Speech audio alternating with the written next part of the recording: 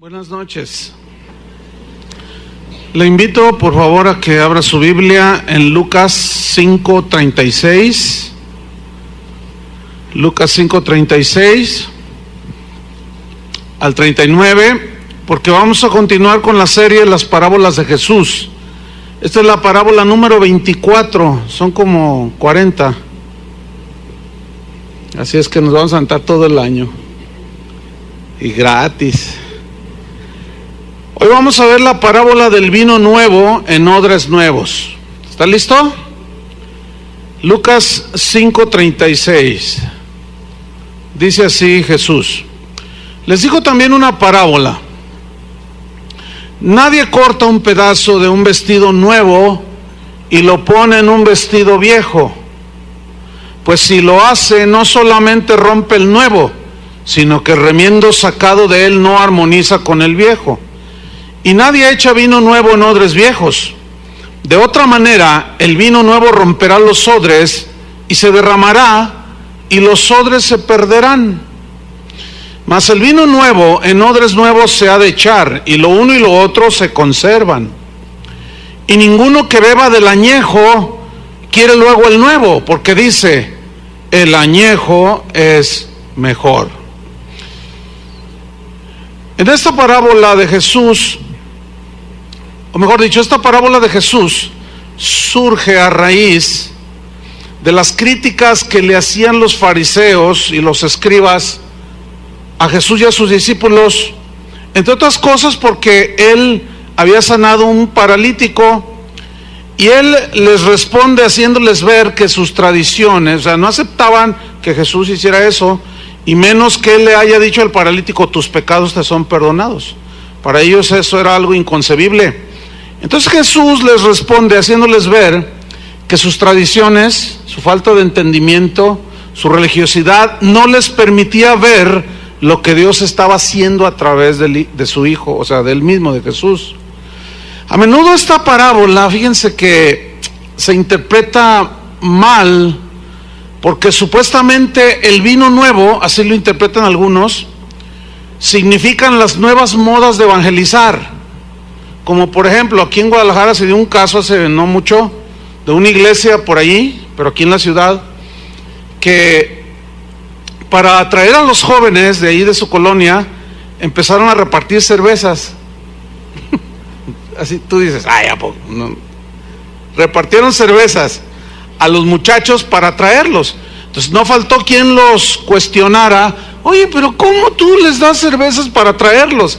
Y ellos respondieron: es que tú eres de la vieja guardia, el vino nuevo es para los odres nuevos. ¿Y eso qué? Dice: porque esta es una nueva forma de evangelizar. Entonces tú eres un odre viejo y el vino nuevo no lo puedes tolerar. Dicen: no, nada que ver. Otros interpretan esto del vino nuevo en odres nuevos como nuevas revelaciones que Dios da a algunos, sin importar que tales revelaciones no estén de acuerdo con las Escrituras. Por ejemplo, una doctrina que anda muy de moda de que la iglesia debe de conquistar los más altos puestos políticos para desde ahí establecer el reino de Dios. Entonces tú le dices: no, es que eso no es bíblico, es que eso se lo reveló a tal apóstol. Tú dices: no, pero eso no es bíblico. No, es que ese es el vino nuevo para la iglesia de hoy, dicen. Pero vamos a ver el contexto de la parábola y qué es lo que en realidad Jesús está diciendo a través de esta parábola. ¿Les parece? Vamos al versículo 17 de Lucas 5. Lucas 5, 17. Y vamos a ver el contexto anterior para entender un poco más el asunto. Dice Lucas 5, 17: aconteció un día que él estaba enseñando, o sea, Jesús, y estaban sentados los fariseos y los doctores de la ley, los cuales habían venido de todas las aldeas de Galilea y de Judea y de Jerusalén, y el poder del Señor estaba con él para sanar. 18. Y sucedió que unos hombres traían en un lecho a un hombre que estaba paralítico, Procuraban llevarle dentro y ponerle delante de él, pero no hallando cómo hacerlo a causa de la multitud, subieron encima de la casa y por el tejado lo bajaron con el lecho, poniéndole en medio delante de Jesús. Al ver él la fe de ellos, le dijo: hombre, tus pecados te son perdonados. Entonces los escribas y los fariseos comenzaron a cavilar diciendo: ¿quién es este que habla blasfemias? ¿Quién puede perdonar pecados sino solo Dios? Esa parte ellos lo entendían. Lo que no entendían era que Jesús era Dios. Por eso dijeron: este blasfema. Versículo 22. Entonces Jesús, conociendo el pensamiento de ellos, y aquí Jesús está probando su omnisciencia, que es un atributo que solo Dios tiene. Conociendo los pensamientos de ellos, respondiendo les dijo: ¿qué caviláis en vuestros corazones? ¿Qué es más fácil decir: tus pecados te son perdonados, o decir: levántate y anda? Pues para que sepáis que el Hijo del Hombre tiene potestad en la tierra para perdonar pecados, o sea, como Dios que es, como el Hijo de Dios, la segunda persona de la Trinidad. Dice, dijo al paralítico: a ti te digo, levántate, toma tu lecho y vete a tu casa. Al instante, fíjense, el milagro fue instantáneo. Al instante, levantándose en presencia de ellos y tomando el lecho en el que estaba acostado, se fue a su casa glorificando a Dios. Y todos, sobrecogidos de asombro, glorificaban a Dios y llenos de temor decían: hoy hemos visto maravillas. Pues cómo no, imagínate al instante un paralítico sana. Pero vamos al versículo 27. Después de estas cosas salió, dice, y vio a un publicano llamado Leví, o sea, Mateo, sentado al banco de los tributos públicos, y le dijo: sígueme. Y dejándolo todo, se levantó y le siguió. Y Leví le hizo un gran banquete en su casa. Pongan mucha atención. Y había mucha compañía de publicanos y de otros que estaban a la mesa con ellos. Y los escribas y los fariseos, o sea, los peores enemigos de Jesús, murmuraban contra los discípulos de Jesús. ¿Qué es lo que decían? Diciendo: ¿por qué coméis y bebéis con publicanos y pecadores? Respondiendo Jesús les dijo: miren, los que están sanos no tienen necesidad de médico, sino los enfermos. No he venido a llamar a justos, sino a pecadores al arrepentimiento. Entonces ellos le dijeron: ¿por qué los discípulos de Juan ayunan muchas veces? Fíjense lo que metieron de argumento, ¿por qué tus discípulos ayunan muchas veces y hacen oraciones? Y asimismo los discípulos de los fariseos. Pero los tuyos, dicen, esos comen y beben. ¿Por qué? Él les dijo, 34, ¿podéis acaso hacer que los que están de bodas ayunen? Lo que pasa es que en aquel tiempo había una costumbre que cuando el novio iba hacia el lugar nupcial, lo acompañaban sus amigos y lo iban bendiciendo, iban contentos porque se iba a formar una nueva familia. Entonces dice: ¿podéis acaso los que están de bodas ayunen? Pues no. A ver, ¿quién para ir a una boda ayuna? Pues es un motivo de alegría, ¿no es cierto? Ir a una boda, acompañar a tu familiar, a tu amigo que se va a casar. No es como para ponerse tristes. Entonces dice: ¿por qué acá podéis acaso hacer que los que están de bodas ayunen entre tanto que el esposo está con ellos? Pues la lógica es: pues no. Dice: mas vendrán días cuando el esposo les será quitado, entonces en aquellos días ayunarán. El esposo aquí simboliza a él mismo. Y los días en que aquellos ayunarán es cuando Jesús ascendió al cielo y se vino la persecución sobre los cristianos. Ahí sí había que ponerse bien en la sintonía con el Señor y estar sólidamente fuerte en las cosas del Señor y en el Señor. Y aquí es cuando entonces entra el versículo 36 y les da la parábola. Les dijo también una parábola: nadie corta un pedazo de un vestido nuevo y lo pone en un vestido viejo, pues si lo hace no solamente rompe el nuevo, sino que el remiendo sacado de él no armoniza con el viejo. Y nadie echa vino nuevo en odres viejos, de otra manera el vino nuevo romperá los odres por la acción de la fermentación y se derramará. Dice, y los odres se perderán, mas el vino nuevo en odres nuevos se ha de echar, y lo uno y lo otro se conservan. Y ninguno que beba del vino añejo quiere luego el nuevo, porque dice, no, el añejo es mejor. Ok, por medio de esta parábola, Jesús dio a entender, pon mucha atención, que la enseñanza de los fariseos y los discípulos de Juan pertenecían al pasado, al antiguo pacto. Eran el paño viejo y representaba el Antiguo Testamento, y que él, Jesús, estaba trayendo algo completamente nuevo que no se podía armonizar ni mezclar con lo viejo. En otras palabras, los discípulos de Jesús no podían hacer lo que hacían los fariseos, ni los seguidores de Juan el Bautista, que practicaban ayunos, hacían rituales, etcétera, etcétera. No, los discípulos de Jesús pertenecían a un nuevo pacto, con mejores promesas, a nueva forma de vida, un estilo de vida totalmente diferente al anterior hasta el día en que Jesús pisó esta tierra.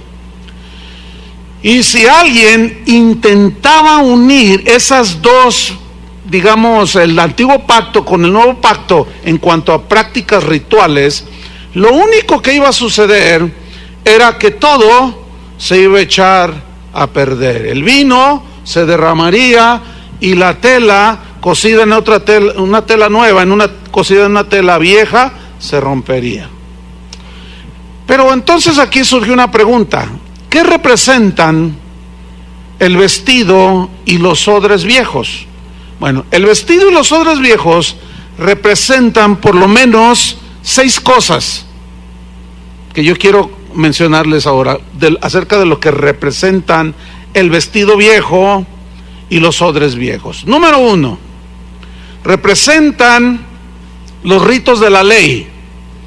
Esos ritos de la ley fueron establecidos por Dios mismo, ciertamente, pero dice la Biblia claramente que esos ritos eran la sombra de lo que había de venir, es decir, Cristo. Los ritos fueron dados por Dios, unos rituales como la Pascua, la fiesta de los tabernáculos, todo lo que estaba en el tabernáculo, el candelabro, la fuente, el arca de la alianza, todo apuntaba hacia ¿quién? Cristo. Entonces, todos esos ritos fueron con el fin de ir revelando a la humanidad su plan de redención. Fue una revelación progresiva, ¿sí? Y todos esos rituales del Antiguo Testamento, repito, apuntaban hacia Jesús. Vamos a Colosenses 2, versículo 13. Colosenses 2, 13. Y vamos a ver cómo, ya el nuevo pacto fue un pacto que anuló los rituales del Antiguo Testamento. Dice Colosenses 2:13: y a vosotros, ¿ya lo tiene?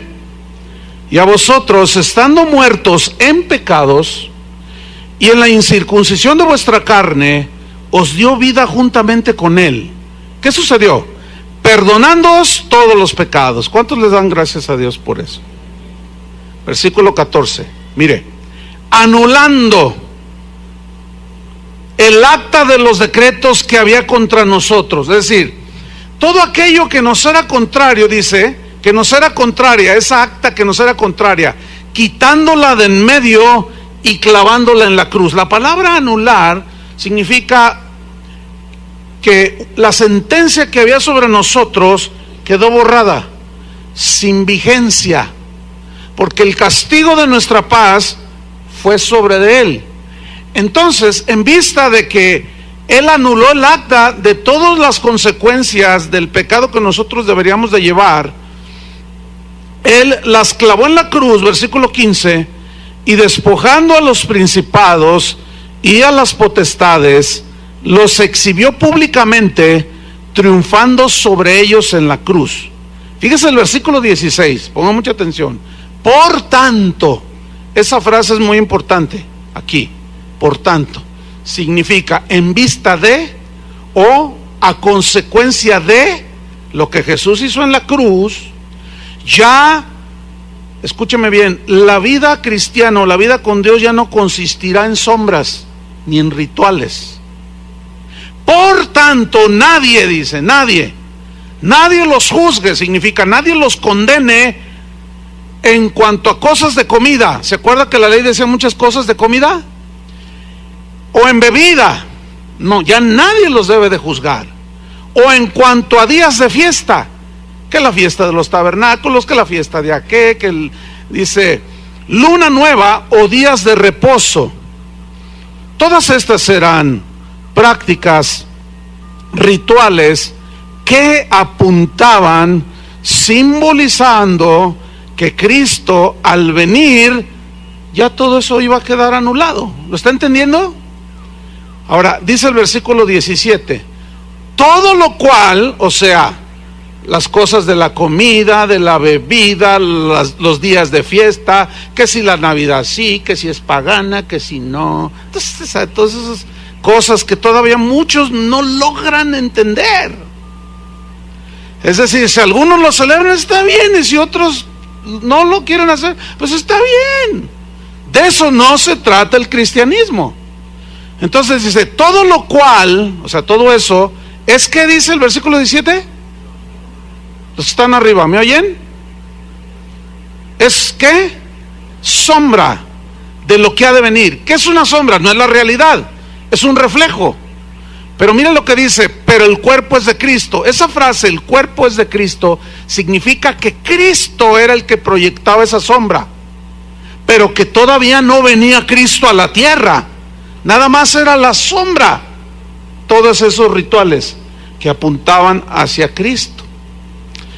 En Hebreos 8, versículo 1, nos sigue diciendo de esta sombra. Dice así, ahora bien, Hebreos 8:1, ahora bien, el punto principal de lo que venimos, me espero un segundo, Hebreos 8, versículo 1, cuando lo tengan digan ya, los que están dormidos digan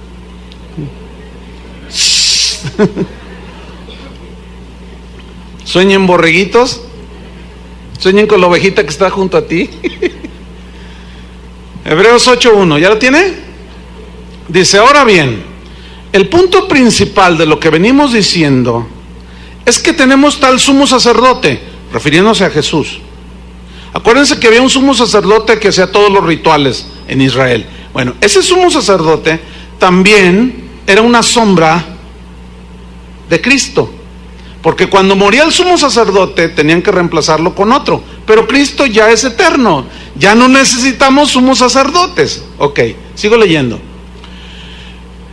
Tenemos tal sumo sacerdote, el cual se sentó a la diestra del trono de la majestad en los cielos, ministro del santuario y de aquel verdadero tabernáculo que levantó el Señor y no el hombre, porque todo sumo sacerdote terrenal está constituido para presentar ofrendas y sacrificios, por lo cual es necesario que también éste tenga algo que ofrecer. Así que, si estuviese sobre la tierra, ni siquiera sería sacerdote, habiendo aún sacerdotes que presentan las ofrendas según la ley, los cuales, sacerdotes, fíjate lo que dice, sirven a lo que es figura y sombra de las cosas celestiales. Como se le advirtió a Moisés cuando iba a erigir el tabernáculo, diciéndole: mira, Moisés, haz todas las cosas conforme al modelo que se te ha mostrado en el monte. ¿Por qué tenía que ser al pie de la letra el diseño y la construcción del tabernáculo? Porque cada cosa del tabernáculo, las cortinas, todos los colores, las vestiduras del sacerdote, todo, absolutamente todo, tiene un simbolismo que apuntaba hacia Cristo. Fíjese, qué tremendo está esto. Entonces dice, versículo 6, pero ahora ya nuevo pacto, tanto mejor ministerio es el suyo, o sea, el de Cristo, cuanto es mediador de un ¿qué? Mejor pacto, establecido sobre mejores promesas. Porque si aquel primero, o sea, aquel primer pacto hubiera sido sin defecto, o sea, el antiguo pacto, ciertamente no se hubiera procurado lugar para el segundo pacto, que es el pacto sellado con la sangre de Cristo y no con la sangre de los animalitos. ¿Entendieron? Entonces, el vino nuevo, retomo aquí, representa, el vestido y los odres viejos representan los rituales de la ley que no podían hacer lo que solo Cristo pudo hacer, porque la realidad ya llegó.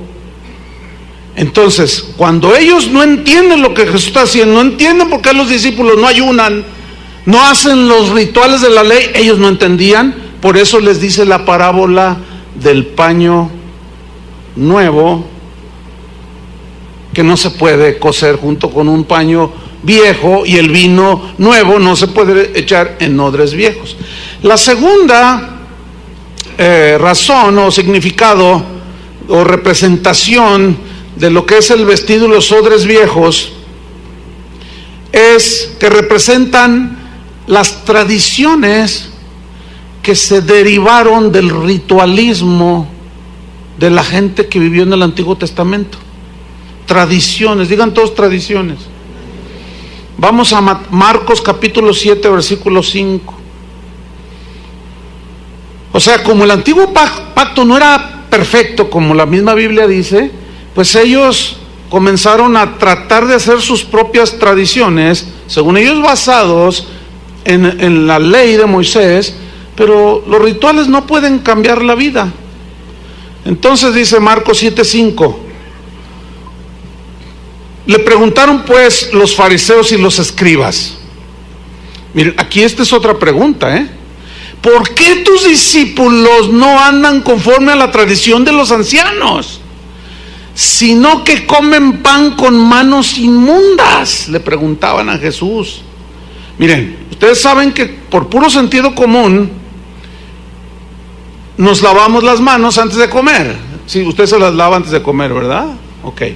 Por puro sentido común, hasta te anuncian en la televisión, en la radio, de que lávate las manos, para que no te entre algún virus, alguna bacteria. Pues eso es por lógica, por simple sentido común. El problema era que estos escribas y fariseos le atribuían poderes de santificación y poderes milagrosos al hecho de ir a lavarse las manos de una manera ceremonial, y decían: ya con esto estoy limpio de mis tranzas de ayer, ya con esto estoy limpio de mis asuntos que no están muy correctos, y ya me lavo por fuera las manos. Entonces mira lo que les dice Jesús en el versículo 9. Y les decía también Jesús: bien invalidáis el mandamiento de Dios para guardar vuestra ¿qué? Tradición. O sea, ellos no habían entendido. ¿Qué era más importante? ¿Obedecer a Dios o lavarse las manos en un ritual? Obedecer a Dios. ¿Qué era más de más estima delante de Dios? ¿Dejar de comer o dejar de robar? por puro sentido común, ¿sí? Pero ellos lo hacían al revés. Dejaban las cosas más importantes, la obediencia, la fe, la misericordia, el amor al prójimo, para guardar sus tradiciones. Por eso cuando Jesús llega y sana al paralítico y dicen, tus pecados te son perdonados, ¿qué está blasfemando? Y empiezan a cuestionarlo a Jesús. No, tus discípulos, ¿por qué no ayunan? Porque nosotros ayunamos también. ¿Y ellos por qué no? Y no, ¿están notando cómo ellos se iban a las prácticas externas? Número 3.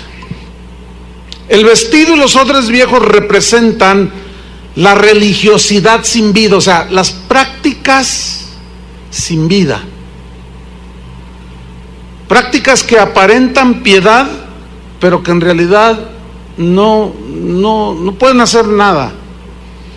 Mateo 23, 27. Todo esto que estamos viendo es lo que representan el vestido viejo, los odres viejos y el vino añejo. Ya les voy a explicar eso. Mateo 23, 27. Dice así: ay de vosotros, ese ay es de lamentación, escribas y fariseos. Dice una versión, ustedes son hipócritas, les dice, porque sois semejantes a sepulcros blanqueados, que por fuera a la verdad se muestran hermosos, mas por dentro están llenos de huesos, de muertos y de toda inmundicia. Así también vosotros por fuera a la verdad os mostráis justos a los hombres, pero por dentro estáis llenos de hipocresía e iniquidad. ¿Notan el énfasis de Jesús en lo interno, en el corazón? ¿Lo notan? ¿Notan el énfasis de la gente religiosa como estos hombres en lo externo? ¿Lo notan? ¿Cuál es el énfasis de Dios entonces? ¿Lo externo o lo interno? Lo interno, porque para que haya cosas agradables a Dios de manera externa, tiene que ser cambiado, ¿qué? Lo interno.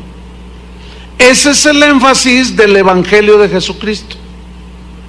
Jesús dijo, oísteis que fue dicho a los antiguos, no cometerás adulterio, pero yo os digo, dice, cualquiera que mira a una mujer para codiciarla, ya adulteró con ella en su corazón.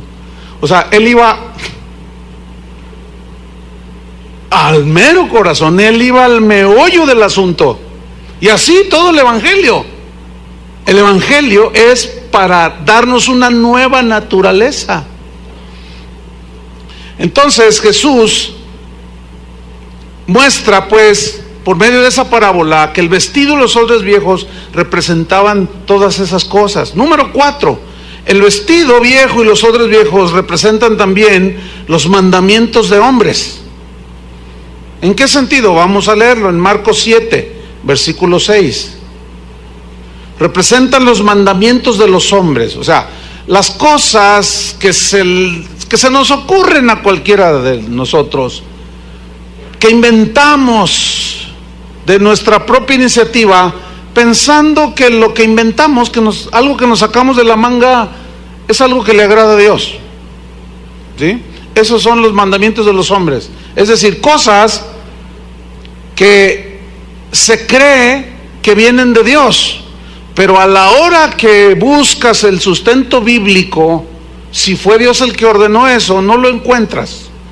Entonces eso se llama mandamiento de hombres. ¿Lo entendieron? Vamos a leer Marcos 7:6. Respondiendo les dijo, hipócritas. Uy, de ahí no los bajaba el Señor.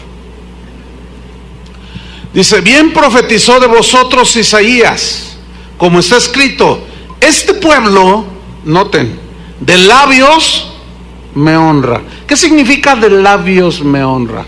De una manera externa nada más. Como decimos en México, de dientes para afuera. Pero acá dentro del corazón hay otra cosa. Dice, de labios me honra, mas su corazón está, ¿cómo?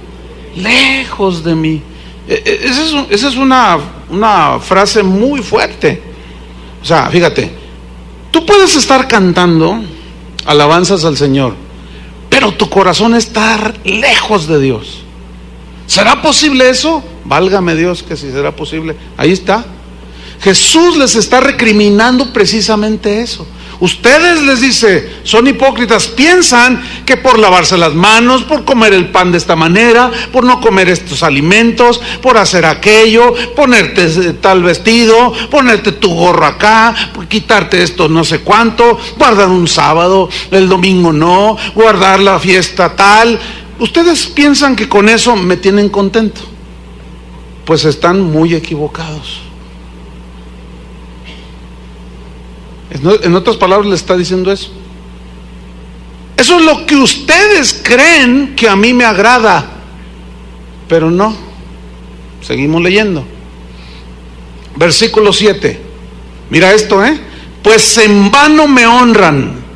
¿Qué significa en vano? Inútilmente. No tiene sentido lo que nosotros hacemos si es de labios para afuera. No tiene sentido. No tiene sentido que usted venga a este lugar un jueves y diga, pues es que tengo que ir. ¿Tiene que? ¿Tiene que qué? ¿Que venir? Oiga, no. No tiene ningún sentido que usted diga, ay, tengo que dar mi ofrenda. ¿Tiene que dar? ¿Cómo que tiene que dar? ¿Qué no dice la Biblia que Dios ama al dador? Ese es el vino nuevo. Ese es el vino nuevo. Dios ama al que da con alegría, no al que tiene que darlo. Porque si no doy, luego me va mal. Eso es brujería. Eso es superstición. No, el cristiano da no para ganarse el favor de Dios, sino da como una muestra de gratitud y de que cree que el evangelio es poder para salvar y que por medio de lo que damos se extiende el evangelio. Hay veces que yo he tenido que hacer viajes para predicar a lugares que son lejanos y a veces no he podido hacerlos porque no hay recursos. Y bueno, de esto hablamos hace 8 días, ¿no? Tocamos este punto. Entonces, no puedo repetir ya el principio. Pero en vano me honran, dice. No, tiene que ser algo genuino, producto de algo que pasó en tu interior, no en tu exterior. Dice, en vano me honran enseñando, fíjate el versículo 7 ahí, pon tus ojos, enseñando como doctrinas, o sea, como si fuera doctrina de Dios, enseñanza de Dios, mandamientos de hombres. Ay, yo tengo tanto temor de esto, como usted no se imagina, que de pronto nos podamos ver envueltos en estar enseñando algo que Dios nunca dijo. Eso cae en mandamientos de hombres. Y los mandamientos de hombres que la gente practica no tienen poder alguno para hacer absolutamente nada en cuanto a tu vida santificada, en cuanto a agradar a Dios. Por eso dice que es en vano.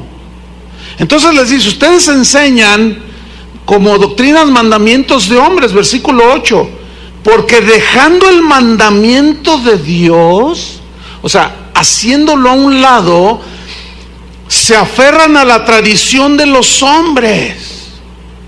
Los lavamientos de los jarros, ese era otro asunto, y de los vasos de beber, y a 6 otras muchas cosas semejantes. En vano.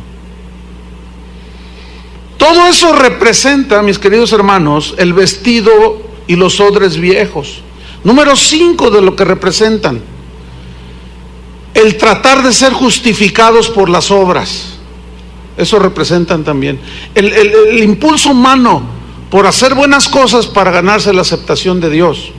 Pero vamos a ver lo que dice Romanos 3:20. O sea, la naturaleza humana quiere su granito de gloria, ¿sí? De reconocimiento. O sea, yo voy a hacer esto, yo doné tanto a los niños pobres de no sé dónde, yo hice esto, yo voy a hacer lo otro. Y eso es pura gloria a la carne, ¿sí? Pero dice Romanos 3:20, ya que por las obras de la ley, o por practicar todo lo que ya vimos, dice, ningún ser humano, ¿qué? Será justificado delante de él, porque por medio de la ley es el conocimiento del pecado, porque al ver que no podíamos cumplir la ley, nos dábamos cuenta de nuestra condición pecaminosa. Entonces, cuando llega Jesús y les dice, para que todo aquel que en él cree no se pierda, mas tenga vida eterna, no, hombre, no, hay que guardar el sábado, hay que celebrar la Pascua, matar el corderito, hay que guardar tal día, el día de luna nueva, no hay que comer esto. Y Jesús dice, no, todo eso era sombra. Entiéndanlo de una vez por todas, la realidad que soy yo, aquí estoy.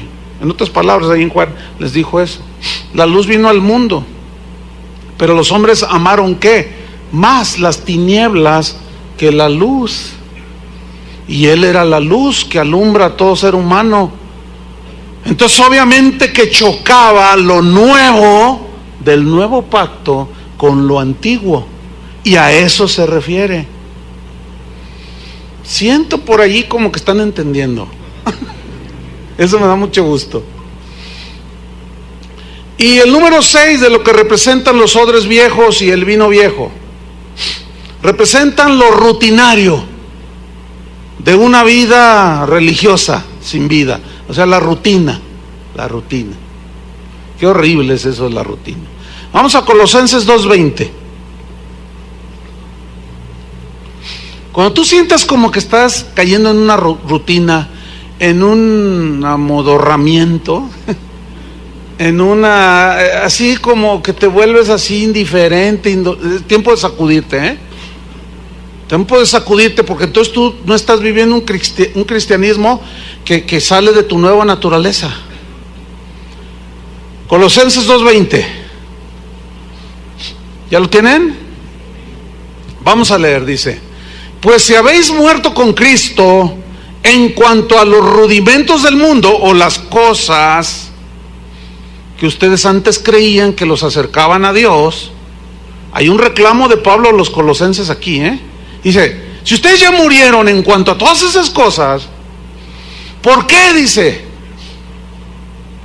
¿por qué como si vivieseis en el mundo, os volvéis a someter a preceptos tales como no manejes esto, no gustes aquello, no toques aquello, en conformidad a mandamientos y doctrinas de hombres? Pongan atención, cosas que todas se destruyen con el uso.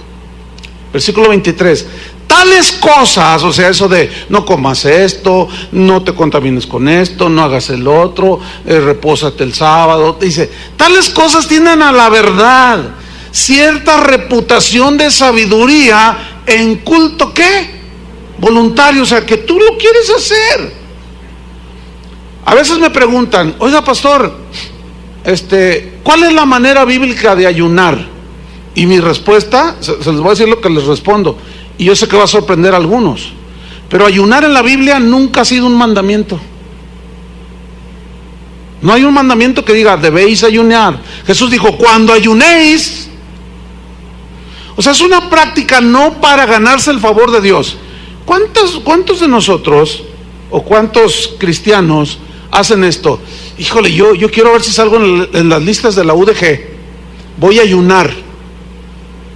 Mire cómo suena eso, O sea, voy a dejar de comer para salir en la lista de la UDG. ¿De dónde sacaron eso? De su mente religiosa. Voy a ayunar para que me den ese trabajo que tanto quiero. Hermano, ¿sabe? Los discípulos ayunaban en el libro de los Hechos, pero el ayuno siempre iba relacionado con buscar hacer la voluntad de Dios netamente espiritual, no para lograr cosas materiales.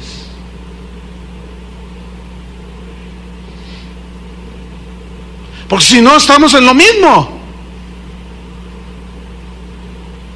Otra que hacen es respecto a la cena del Señor. A nosotros nos dicen, no, ellos no son cristianos porque no celebran la cena del Señor. Espérame.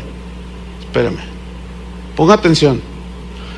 Jesús dijo, y Pablo lo ratifica en el Nuevo Testamento. Pablo dice, yo recibí de Jesús lo que también les enseñé, que la noche que el Señor tomó pan, dijo, así es que todas las veces que comiereis este pan y bebiereis esta copa, la muerte del Señor anunciáis. Haced esto, dijo Jesús, las veces que lo hiciereis, en memoria de mí. Esa frase, las veces que lo hiciereis, si yo quiero lo hago diario, o si que yo quiero lo podemos hacer diario, o cada domingo, o cada mes, o algunos lo hacen una vez al mes, otros lo hacen cada domingo. Hay iglesias cristianas que lo hacen cada domingo, pero se vuelve un ritual de tal manera, sin vida, que ya nomás llegan y pues ya, sí, la copa, sí, ya, y vámonos. ¿Sabe una cosa, hermano? De eso no se trata el cristianismo. Si no volvemos a tratar de imputarle a los rituales cosas, el mero rito de recordar por medio del símbolo del pan y del vino, y de recordar a Jesús, el mero rito no produce absolutamente nada. Y ese tema lo voy a tocar en el tema que estoy desarrollando los domingos, sobre temas de importancia para la iglesia, porque si no ya estamos en la misma, atribuyéndole a un ritual, porque es un rito, es de los dos ritos que dejó el Señor solamente, pero estos nunca son para obtener algo. Los dos fueron, uno fue el bautismo y otro fue la cena del Señor. El bautismo es para hacer una proclamación pública de que somos de Cristo y que dejamos nuestra vida pasada, etcétera, etcétera. Y la cena del Señor es para recordar lo que Él hizo en la cruz por nosotros, pero nunca es para obtener algo.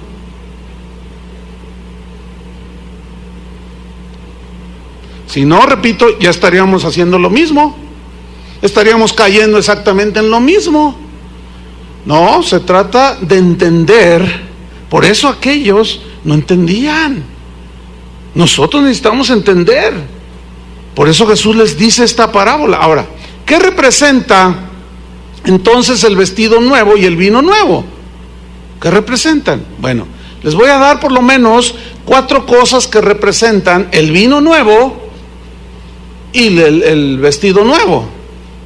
Número 1, representa el Evangelio de Jesucristo. Por supuesto. ¿Qué era lo que representaba al Antiguo Testamento? La ley.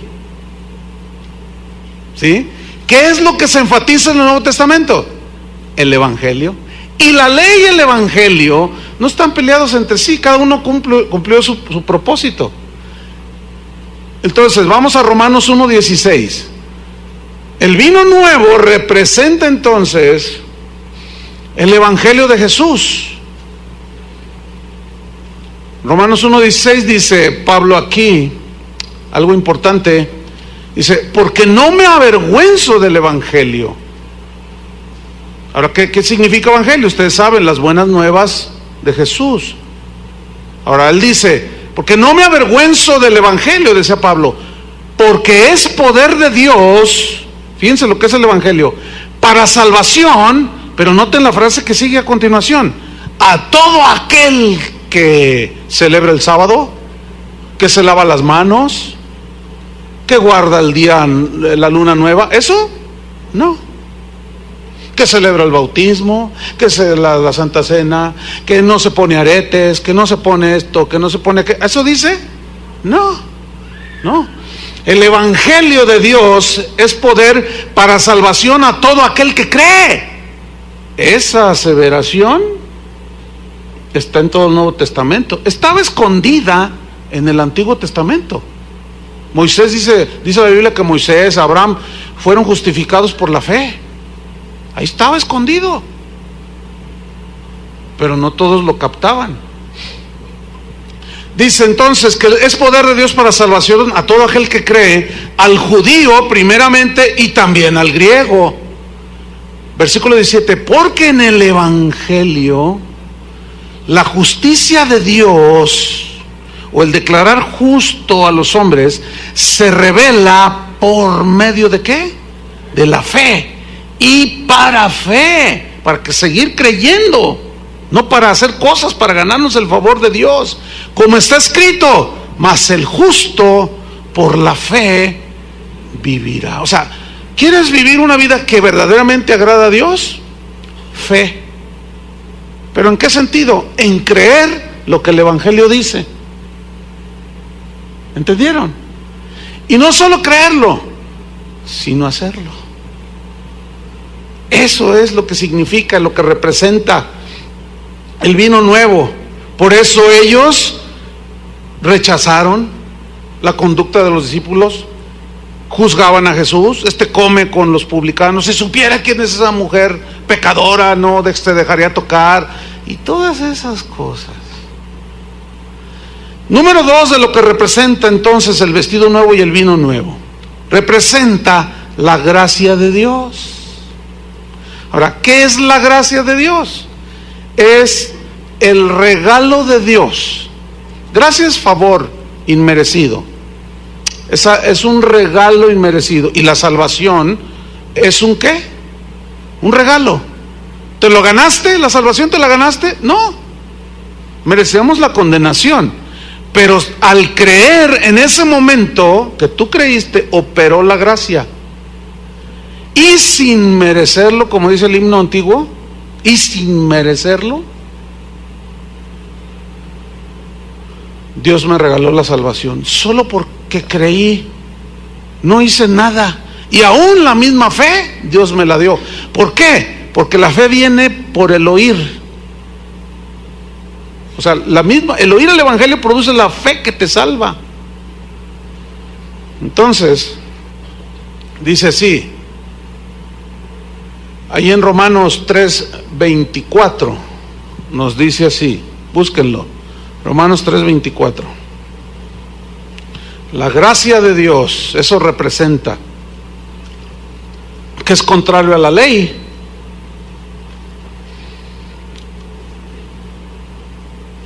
Entonces están viendo cómo no representa nada de eso de que las nuevas formas de evangelizar y quién sabe cuánto rollo inventan, para nada. Romanos 3:24, ¿ya lo tiene? Vamos a leer, dice, siendo justificados, o sea, declarados justos, gratuitamente, gratis, por su gracia, mediante la redención o el pago que Jesús hizo, que esa redención es en Cristo Jesús. Versículo 25, a quien Dios puso como propiciación por medio de la fe, ¿en qué? En su sangre, que es la única que nos podía borrar los pecados, porque es una sangre pura, limpia. Hablé de eso el domingo. Para manifestar su justicia a causa de haber pasado por alto en su paciencia los pecados pasados. Eso representa, hermanos, el vestido nuevo y el vino nuevo, la gracia de Dios. Entonces es obvio que no puedes mezclar, porque el vino se pierde y el vestido se rompe. No, el pacto antiguo quedó ya sin vigencia. Vivimos en el nuevo pacto, sellado con la sangre del Cordero. Y número 3 de lo que representa el vestido nuevo y el vino nuevo, representa una nueva creación en Dios. Es decir, que si no hay una nueva criatura, una nueva creación, no sirve de nada. Gálatas 6:15 y 16. Representa una nueva creación en Cristo. Aquí dice Pablo lo siguiente: porque en Cristo Jesús, dice, ni la circuncisión vale nada. Y la circuncisión era un ritual del Antiguo Testamento. ¿Estamos? Ok. En Cristo, dice Jesús, ni la circuncisión vale nada, ni la incircuncisión. O sea, que seas o no circuncidado como un ritual para decir, este es un judío, este es un hijo de Dios. No, ¿qué es lo que vale? Una nueva creación. Eso es lo que vale. ¿Y qué significa una nueva creación? La circuncisión, decía Pablo, no es la de la carne, sino la del corazón, la de acá adentro. Que quítese aquella dureza del corazón, aquello que cubre el corazón. Y eso solamente Dios lo puede hacer a través del nuevo nacimiento. Y la cuarta cosa que representa el vestido nuevo y el vino nuevo es que solo por Cristo podemos ser nuevas criaturas, solo por Él. No es por hacer mis rituales, no es por dar mucho diezmo, no es por dar mucha ofrenda, no es por ayunar mucho, no es porque hacemos o deshacemos, no, sino es solamente por Cristo. ¿Qué significa esto? Por lo que Él hizo en la cruz. Tú miras la cruz, crees ese sacrificio y tus pecados son ¿qué? Perdonados y borrados y olvidados de la mente de Dios. Qué maravilla, ¿no? Vamos a leer 2 de Corintios 5:17, que es más, ni lo busquen, todos nos lo sabemos de memoria. De modo que si alguno no está en Cristo, todavía no es una nueva creación. Eso es lo contrario. Pero ¿qué dice el texto? De modo que si alguno está en Cristo, ¿qué? Nueva criatura es. Entonces, si alguien no está en Cristo, está en sus tradiciones, está en sus mandamientos de hombres, está en lo que se le antoja acá arriba, está en su vana adoración, no le sirve absolutamente de nada. Entonces, escucha el evangelio y se pone como los del tiempo de Jesús. No, pero ¿cómo? Dicen. Y no entienden. No, pero también nosotros, ayúdate que yo te ayudaré. No, uno tiene que hacer algo para salvarse. No, mi estimado, tú no tienes que. Mira, tanto has hecho que todavía sigues perdido. Y ese choque que tiene la gente de hoy cuando escucha el evangelio, yo he escuchado a mucha gente decir, ay sí, ¿a poco nada más me arrepiento y ya soy salvo? Sí, fíjate, ay sí, qué fácil. No, uno tiene que hacer cosas para lavar sus pecados. Imagínate, hacer cosas para lavar sus pecados. ¿Cómo qué, mi estimado compadre? No, pues darle a los niños pobres del padre Cuellar, darles allí, llevarles zapatitos. Allí yo estoy lavando mis pecados. Blasfemia. ¿Cómo unos zapatos, por más nuevos que estén, pueden lavar tus pecados? ¿Están entendiendo? Imposible. Ahora, vámonos a Lucas 5:36 rápidamente para irnos sobre el final de este asunto. Jesús dice pues, nadie, digan todos, nadie. Es que esto está muy interesante. Dice, nadie corta un pedazo de un vestido nuevo y lo pone en un vestido viejo. Estoy en Lucas 5:36. Pues si lo hace, no solamente rompe el nuevo, sino que el remiendo sacado de él no armoniza con el viejo.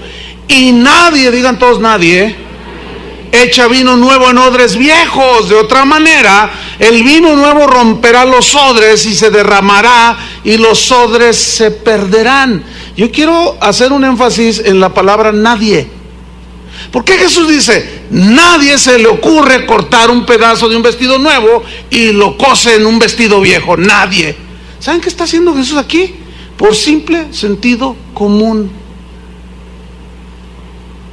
O sea, Jesús está apelando a la más mínima inteligencia del ser humano. Que alguien diga, no, pues yo estoy medio así. O sea, aunque estés medio así, aún así lo puedes entender, mi estimado. Aunque estés así. Nadie dice, a nadie se le ocurre. Señoras, ustedes que cosen la ropa, ¿se les ocurriría en un vestido nuevo añadirle un pedazo de tela vieja? ¿Verdad que nadie, ninguna, de plano tenía que ser marciana la señora para hacer algo así, ¿no? O sea, necesitaría de plano estar, yo pienso que está endemoniada, para comprar un vestido de 3,000 pesos y cortarle allí una bastilla más larga y agarrar un pedazo de vestido viejo. Nadie, Jesús dice, nadie se le ocurre hacer esas cosas.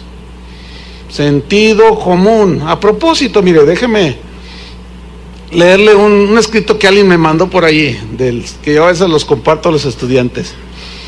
Se llama "Ha fallecido el sentido común".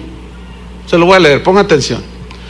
Dice: hoy lloramos la muerte de un querido amigo, se llamaba sentido común, que ha estado entre nosotros durante muchos años. Será recordado por haber sabido cultivar lecciones tan valiosas como, por ejemplo, que hay que trabajar para poder comer y tener un techo propio sobre tu cabeza, o que se necesita leer todos los días para aprender. Sentido común vivió bajo simples y eficaces consignas como: no gastes más de lo que ganas.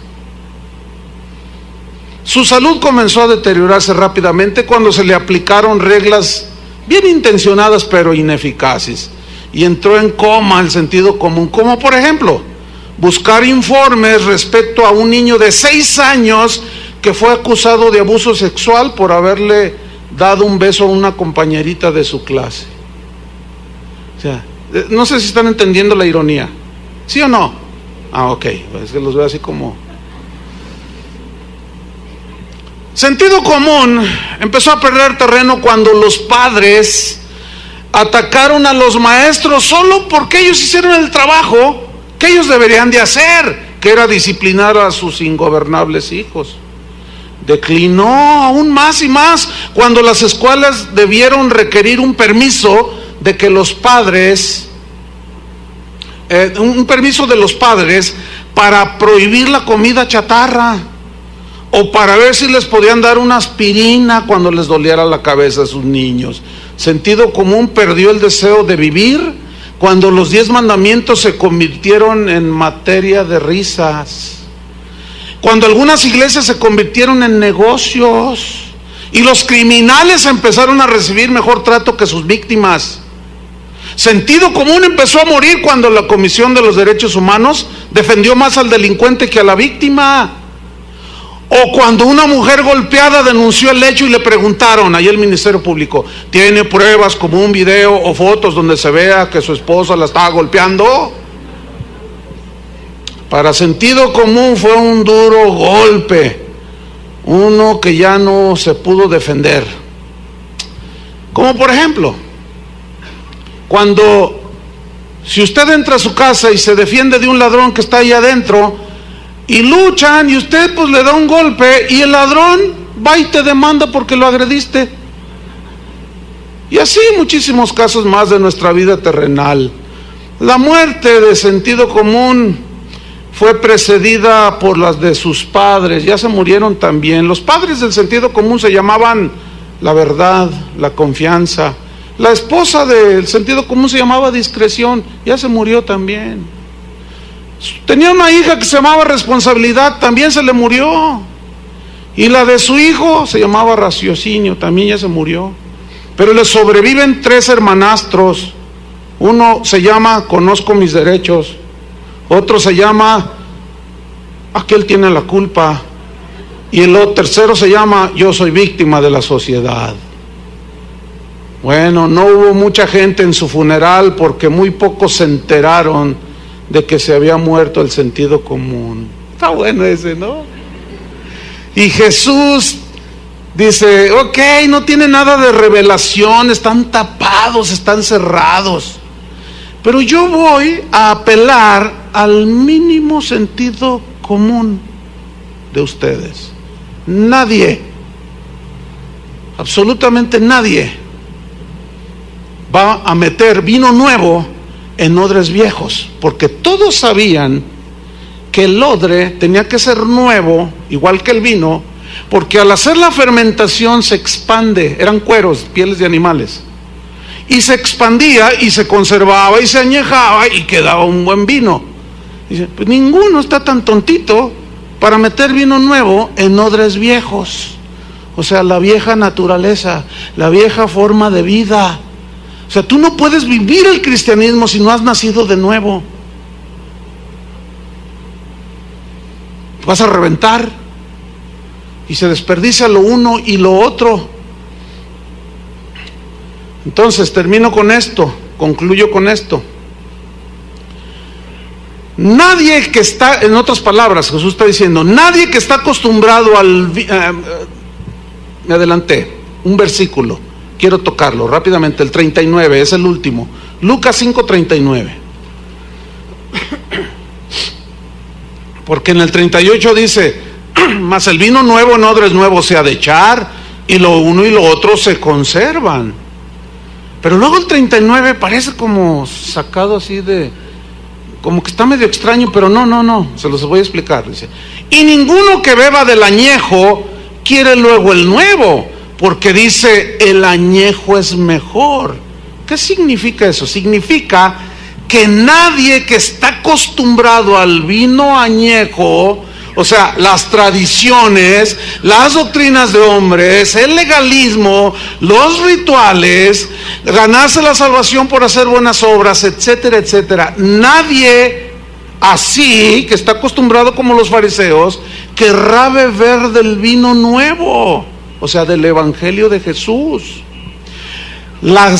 Como la gracia que nos salva, no lo quieren beber. La necesidad de nacer de nuevo, no quieren eso. Vivir una vida de santidad interna y externa, y no solamente externa, no van a querer. Todos dicen, no, espérame, lo añejo es mejor.